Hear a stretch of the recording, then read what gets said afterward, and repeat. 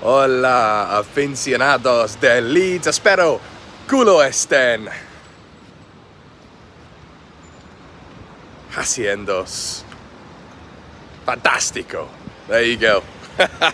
Hello everybody. If you didn't quite get that, hope you're all doing fantastically well. It's Connor in Spain. I came to you with a little bit of Spanish there. Hello everybody, hope you're all doing fantastically well. A little bit broken, but getting back to my A-level Spanish days. There we go. Anyway, I hope you're all doing very, very well today. We're back here with some more Leeds United news in the stunning, absolutely stunning, has to be said, Seville. It's lovely. It's very, very nice. And I'm sorry that some of you are enduring my ugly mug in a lovely, hot place. But here we go. It's life, isn't it? And we're back. Some of you enjoy this sort of stuff, which is lovely to see and hear and all that sort of good stuff. We're back here discussing the Mighty Whites as always. We're back abroad discussing the Mighty Whites.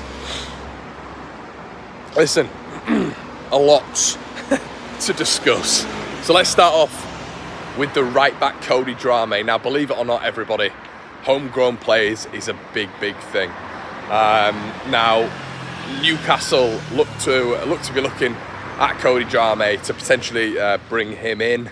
Now, the only reason I can think this has got anything to do with a player coming in of quality, of just bringing him in general is because of that, you know, potentially developing him. But that homegrown status is absolutely massive in football. They've just brought in John Ruddy.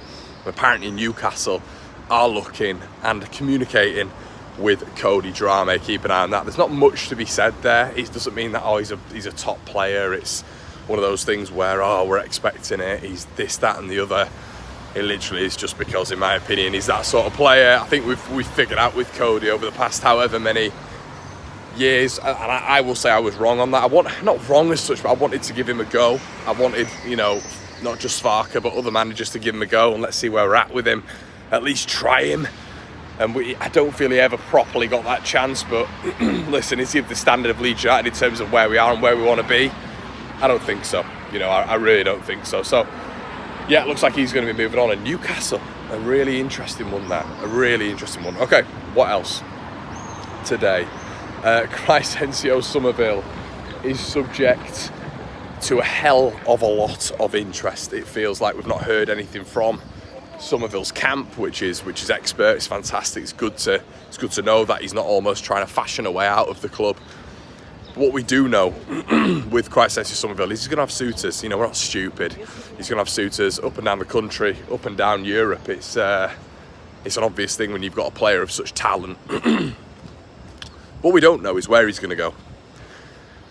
And this is where I think it's going to be fascinating to see, because for all of those who don't deem him good enough, there's PSG who have apparently inquired and have tried to speak to Leeds about Crysencio Somerville, and it feels like the mark of which Leeds are going to be selling him is 30 million quid.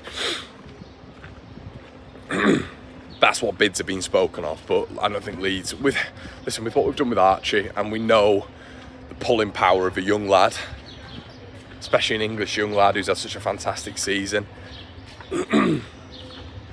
is massive. But Crysencio Somerville, valuation-wise, Leeds could reach for the stars. They really could. They've got the evidence there. They've got the proof. They've got that bargaining, you know, whip, which is, look what he's done, and look where he is.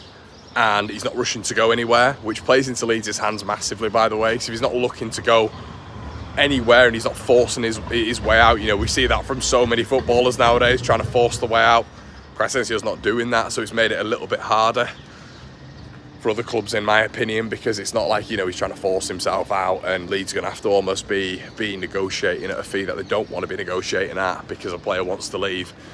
30 million quid, though, is what apparently PSG are wanting to spend on Cree. Now, it's nowhere near enough, we know that.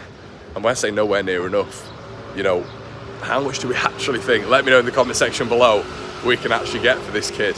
Because if bids are already coming in, starting at 30 million quid, you're probably looking at it and thinking Leeds can get a decent amount, and I'm talking Archie Gray-esque, you know, in terms of a fee if they negotiate at the right speed. And what Leeds are managing to do as well is put like everybody on note as well. I heard yesterday, believe this or don't want to, you don't have to believe this, but apparently Glenn Kamara will definitely not be sold for £5 million. Now, why is this important? Some of you might just think it's inconsequential. We're talking about Cree, we're talking about Archie, we're talking about Georgie. I think it's key because Leeds aren't just willing to sell for selling's sake. Leeds are willing to sell for a good price, as outside the top six, every single side in English football is willing to do, because it's life, unfortunately. But it is all about that recruitment strand. And I did mention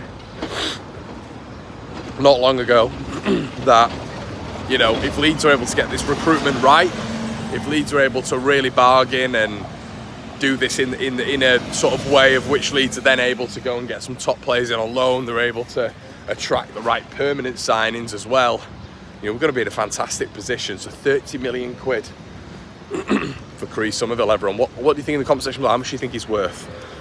Another thing, and we're going to stick on this 30 million mark, it's Jorginho Rutter. Now, apparently yesterday, affirmative, Leeds United have rejected a £30 million bid from Brighton, who has said to be interested in Rutter, Somerville, and obviously Willie Gnonto. So the Gnonto side of this is going to be really interesting. You know, are Leeds going to sell him on? Could Brighton be a destination if you're looking to sell? Fantastic, you know, of course. Now, Rutter bid rejected. I love to hear that, because it feels like, according to a lot of fans who've made their mind up on the 49ers already, we're a selling club, we're this, that and the other, which naturally we are, I get that. But I think what's frustrated me a little bit is just the fact that they're just fleecing us, and it's this, that and the other, and they're not looking at the best interests of the club. I did really enjoy sort of their statement about Archie Gray. You know, we know fans are heartbroken. The sale had to be done, essentially, and what they're doing there is they're just saying to people, look, it's pure profit, everyone. It's pure profit. We had to do this. We had to do it, and look, that's going to go against the books. That's going to help the club massively. And I've said before to you guys, I've said we've got to judge them. We've got to judge them, of course, but I think we've got to judge them a little bit further. And I'm not just going to judge them on the basis that we sold Archie Gray. I think that's ridiculous. And I think too many fans are doing that, unfortunately. I think in some fans' eyes, which is fine, it's your opinion, of course, but I think they're done in your eyes for a sale of a young player, because it, for a lot of fans, it epitomises something else, not just the fact that it's a transfer. So the fact that they've rejected the Somerville deal, which we have done in the summer, it looks like we've rejected an inquiry from PSG for the amount of money that they're willing to spend on him, and it looks like we've rejected the bid for Rutter. Now, I understand the caution from everybody. We're all probably a little bit worried that, listen, if we're to sell Rutter, if we're to sell Somerville, and if we're to sell Archie, if we're to sell Gnonto, we've got to be careful there. Now, that's what I will say, because, you know, if we're not careful there, Leeds are then losing an entire front line, barring Archie, not Archie Gray, but barring Dan James and Peru and Bamford, you know. And let's be honest, we're not getting much creativity from those three. The instigators of everything, quality-wise, over the past 2 seasons have been the three that we would lose in those offensive areas. So yes, Leeds have to be massively careful. And my eye would raise, I have to say this, my eye would raise, you know, if Leeds just sell all of the front line. Because then it's a different conversation, isn't it? Because we have spoken at the start of the season about Leeds keeping hold of players. And the reason we're keeping hold of these players is to build on them next season. So guys, I'm interested in what you think in the comment section below. Let me know, like, comment, subscribe, and I'll see you in a little bit.